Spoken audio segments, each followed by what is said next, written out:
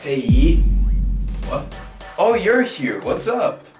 You have hair. Why do you look so scared? No. Stay away from me. Stay away from me.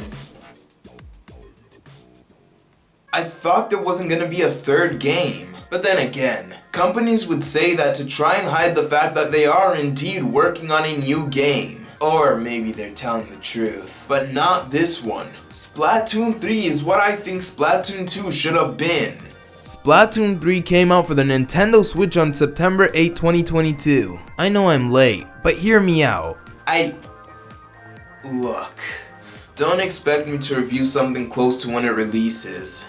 It's pretty odd to see two Splatoon games on one console, but then again, the Wii U did get Splatoon 1 near the end of its support. Remember what the final Splatfest for Splatoon 2 was? Yes, the Chaos vs. Order one. If you guessed, yep, this game takes the theme of that Splatfest winner. That makes the final quote I said in the Splatoon 2 video somewhat true. Go watch it, it's a good video. Before I get into anything that has to do with the multiplayer and single player, I want to start off by looking at the city, Splatsville. I like this one. It feels bigger than both Inkopolis and Inkopolis Square. My worry when I thought about this game's theme was, how are they going to make a non-metropolitan area this time? Although this place doesn't look as flashy as the other two games, it feels like actual people live here, and I like that. It makes it feel more alive in a way. You have all the previous types of shops again, and a new one for your locker. To buy a weapon, you have to use a ticket rather than money, and I like this way. To get a ticket, you have to use one weapon a lot. There's also a new game mode added in this hub,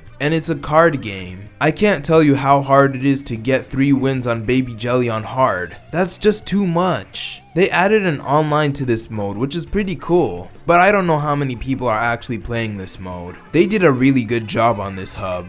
Now I don't want to be a broken record and explain how to play Splatoon. If you're interested in that, go watch the video about the first game. However, there were new movement options added to this game. They're called the Squid Roll and the Squid Surge. They actually change up the pace of the game significantly. The Squid Roll is performed by moving in one direction and then changing the direction you want to go and jump. If you do that correctly, your character should sharply turn into a different direction. The Squid Surge can be done by going onto a wall and holding the jump button. When you do that, your character will charge up a jump and zoom all the way to the end of the vertical ink trail on the wall. It's a faster way of traveling up a wall. Even though they're pretty small new additions, this makes the game so much different to play. It makes it a much faster paced game, and it really divides the good players and the casual players. Now this is my type of game.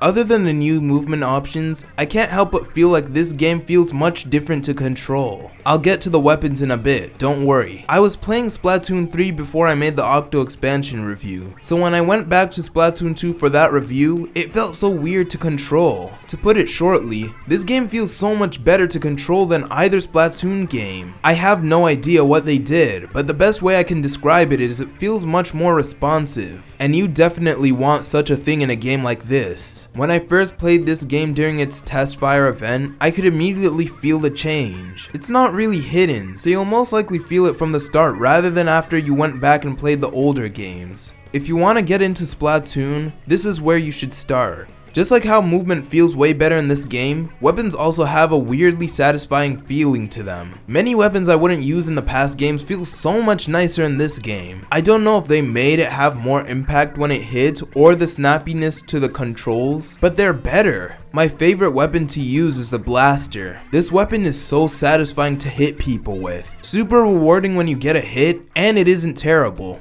How can I be talking about weapons without bringing up the 2 new weapon types, the Splatana and the Stringer? The Splatana is my second favorite weapon type to use. It is a more close-ranged weapon, so it's pretty hard to use. I promise you'll find me die with this weapon more times than I actually can get a kill. But that doesn't take away the fact that I enjoy using it. As for the Stringers, I respect anyone who uses this type of weapon. I never thought a weapon can feel so bad. No matter what, it just doesn't have the same satisfaction as any other weapon the game would have. But if anyone enjoys this weapon, good for you. I also should mention that it's pretty rare to find someone who uses this weapon online. These weapons only have 2 variants for some reason, and even though there have been updates and new weapons added, there are only still 2. Now, will there ever be more added? I don't have that answer, but maybe if I'm still making videos by Splatoon 4, then I'll update you on that. I've been babbling about how to play the game and all, but I want to change focuses now. I know Splatoon heavily focuses on its online and all, but I want to go over this game's single player first. For anyone who wants to skip to the multiplayer segment, just know that I think this single player has to be the best in the series. There, now you can go to the multiplayer part. But whoever stayed, thank you. Now I'll go over why it's the best in my opinion. I made an Octo expansion review not too long ago, so a lot of this is pretty fresh in my head. Let me say this right off the bat. The single player is very identical to the Octo expansion, many elements being used that are more refined than before, and I did say that this is how I would rather Splatoon single player would be like. It just works very well. The only difference is the way you choose your levels, as it's in a hub rather than some gadget. Speaking of the hub world, the hub world is great. At the start of the game, you are required to choose your style of your little buddy. You don't use little buddy anywhere except the story mode. He mainly shines out in the hub world. You see, the hub world is full of fur for reasons. And if you want to progress, you need 2 things. Enough fish eggs and little buddy. Then you just throw him and voila! The path is now clear. In this hub world, you can also find some collectibles for your locker, music discs that make the world sound more complete, and some sunken scrolls. Yep, this time you don't have to find any of them in the levels, which is a big plus for this game. Although the entire hub world has the same snowy look theme to it, its structures changes through every world. I wish it would have different environments though, but whatever. Going around every world is so much fun. In fact, I would typically go to every level manually rather than quick traveling to them. I can only hope that future Splatoon games would continue making its hub worlds fun. Levels are pretty fun too. I did mention that this story mode has many similarities to the Octo expansion, and it shows in the levels. You may not have the same types of levels, but there are still some things that exist here. There are 2 categories of levels, the main ones and the challenge ones. Main levels are getting to the end of the goal, while challenges are ones where you do something in order to pass the level. To get to a level, you have to open its kettle just like the previous Splatoon games. But just like the Octo expansion, you have to choose your weapon and pay a fee to start a level. Paying the fee isn't too big of a deal, but it can be when you're trying to empty out the map. Speaking of, some levels are hidden under the fluff, so it would be wise to try and clear it all up if you want to play all levels. Levels don't feel as short as the Octo expansion, but they don't feel as long as Splatoon 1 and 2 stories. They are pretty fun, and I mostly have the same opinion towards them as the Octo expansion levels. Nothing really negative. They actually took out everything negative I had to say about the Splatoon story mode. If you remember, the old Splatoon games allowed you to level up your weapons and gear. It made it so that you were insane, but this game went a different route to level up. To upgrade yourself in general, you would do it from a skill tree type of thing. I would say this is much more balanced than before, but all I'm going to say is before you max out anything, you feel so useless. Especially that early game hero shot. That's just disgusting. To be able to level up anything to begin with, you pretty much have to splat a lot of land and eventually get some tickets to level up anything. Some parts of the skill tree are locked, so you'd have to use a Sardanium to unlock them. It slows down the progress a bit, but if you 100% every world, which isn't that hard to do, you will have a maxed out skill tree. I don't really mind this system, but you would think you would be crazy strong by the time you max it out. You really aren't. Overall, a great single player. That extra level is pretty hard though. Took me about an hour or 2 to complete it. In fact, I couldn't finish it in one sitting. We call that a skill issue. So multiplayer gotta glow up. I don't know where to begin with this one. Actually, I do. You have an actual lobby for this multiplayer lobby. So now you can practice your weapons, your squid rolls, your squid surges, and whatever you want to practice. Jud is there for any beginners who want to learn the mechanics that exist in this game. You have a lady named Staff who works in the Crab and Go place, which is pretty much what Krusty Sean's place was. There's the gacha machine, which gives you some cool rewards, which is nice. And recently added, there's a jukebox which you can use to change the battle lobby's music. It includes all multiplayer songs from previous Splatoon games, and all songs from this one. There's a small room that is full of lockers, which is a fun time waster. If you're into sandbox type of things, this is the feature for you. In the past, everyone would be putting the Moai statue in their locker, but that trend fizzled out.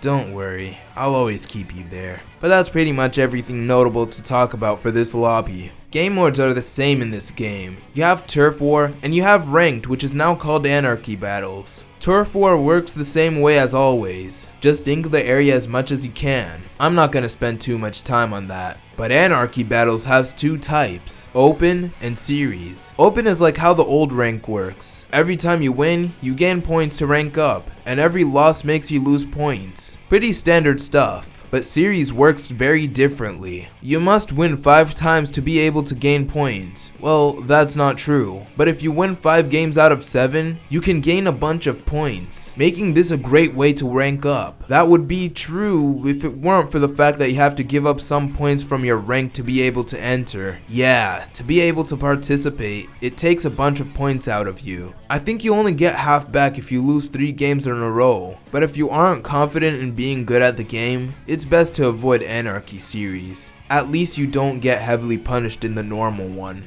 Let's stay on the topic of Anarchy battles for a bit. There were no new types of games added here. That sucks, but I don't know what they could have added. So you pretty much have the same games as Splatoon 2 like Clan Blitz, Tower Control, and Rainmaker, just to name a few. Rainmaker was changed just a bit to make it a little more balanced, but the others are pretty much the same. You also don't have different ranks for each game. It's all combined now. I have a much nicer time playing this game because of the improvements to the gameplay I mentioned earlier. Salmon Run still exists. It's pretty cool now too. It got a similar treatment to the multiplayer with it having a new lobby now. That's pretty cool. I barely played this mode in Splatoon 2, so I don't know how to compare it. This mode has a bunch of bosses you would face within the round. It's a fun experience, and I enjoy it more than the last game. I like the Big Run that happens every once in a while. Big Run is pretty much a version of Salmon Run where there's just so much more happening. It's a fun time overall. Now how can I talk about multiplayer without the Splatfest? With 3 hosts this time, how are you gonna make a Splatfest? Well, that's pretty easy, by making 3 teams. So now you have 2 other teams you have to worry about for the Splatfest. There are 2 modes for the Splatfest, believe it or not. There's normal Splatfest, where you're pretty much playing Turf War, and there's Tri-Battle. Tri-Battle used to be a random encounter, but now you can choose it, and pretty much put, it's all 3 teams fighting at once. It's normally 1 team of 3 and 2 teams of 2. I've never encountered this, but sometimes there can be a 10 times battle where 10 times points will be rewarded for the team who wins. Remember what I said about this game's hub world feeling more lively? Well, that feels even more the case during Splatfests. It's just such a great time.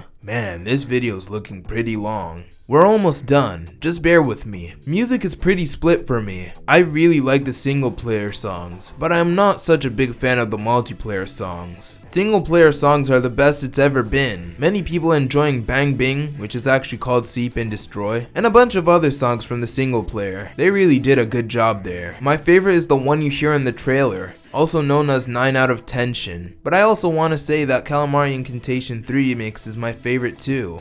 I just don't know which to rank over each other. Multiplayer music for me is pretty underwhelming. I don't know why, but I rarely like any multiplayer Splatoon song. But if I had to choose, I would say Fins in the Air. I know that only comes during the Splatfest, but can I just have this one? Sometimes there will be a Splatoon 1 or 2 song come on, but I rarely ever had that happen. But as I said, I'm pretty mixed on the music, so I can't say if it's good or bad. This is somewhat unrelated, but I heard someone say that Splatoon music sounds like water gargling music. Now I can't unhear it. Splatoon is not really known for its story. This one is pretty fun to follow. You may have heard me say this a bunch already, but everyone just feels so alive. Now that the Squid Sisters are united, I wonder what will happen. It starts off with your character meeting Captain Cuttlefish. Actually, before that, it's stated that the Zapfish is missing.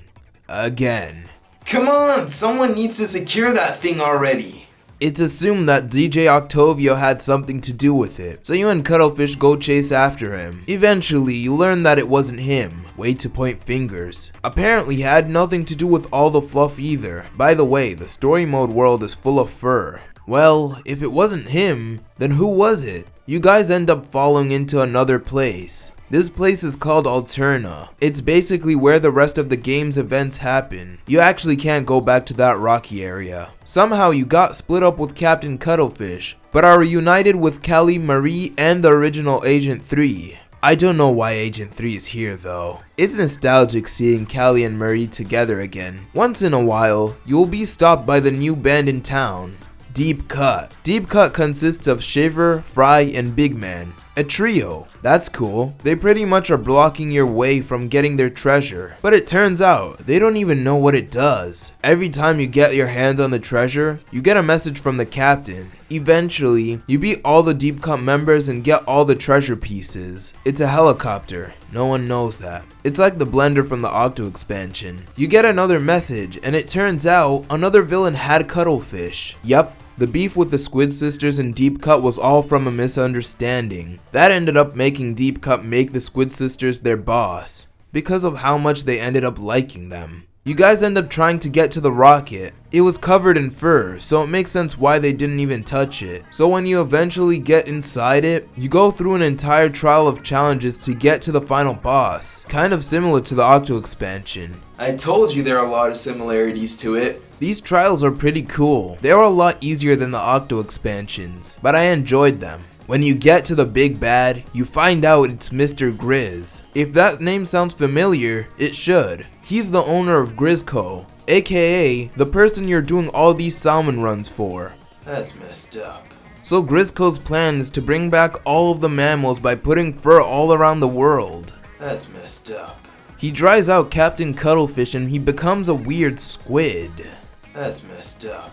So you fight him in space, then he becomes giant and your goal is to suck all the ooze parts out of him. How? With the help of DJ Octavio, that's how. Also, Little Buddy becomes Giant Buddy. So when you get all the ooze out, you shoot him with ink, and then you win. Man, all these Splatoon games are starting to be about a way to bring back humanity. How dark. There are some small things the single player has. Just like every game, Sunken Scrolls makes a return. This time, you can only obtain them in the overworld instead of searching for them in the levels. That's so much better. But after you beat a main level, you get a small chunk of a data log revealed. This is another lore piece that goes in depth of how Cephalopod society existed. It's pretty crazy if you look at it. Now straying away from single player, let's go back to multiplayer. You can queue into games with your friends this time around. That's so awesome. But I don't do that since I don't have any friends who play Splatoon 3. Let me finish the sentence next time.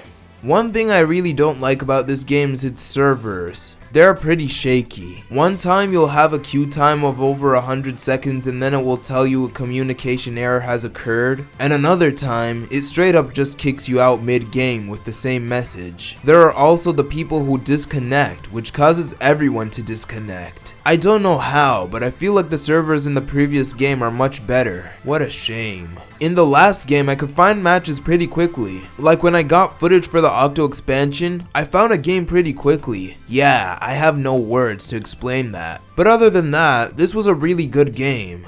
I'm surprised at the fact that there aren't too many Splatoon fans. I find this game very fun and it's pretty quirky too. If you've never played a Splatoon game before, you should try this one. It's amazing. I can't recommend this game enough. This game makes Splatoon 2 look like a quickly put port to have a Splatoon game on the Switch. But it do be like that sometimes. This game was beyond my expectations, and I could only hope that the next Splatoon game goes crazy. But at least there's no DLC, right? What? They announced it not too long ago? I guess you could say that's I got nothing. Wait, what the? Stop the music!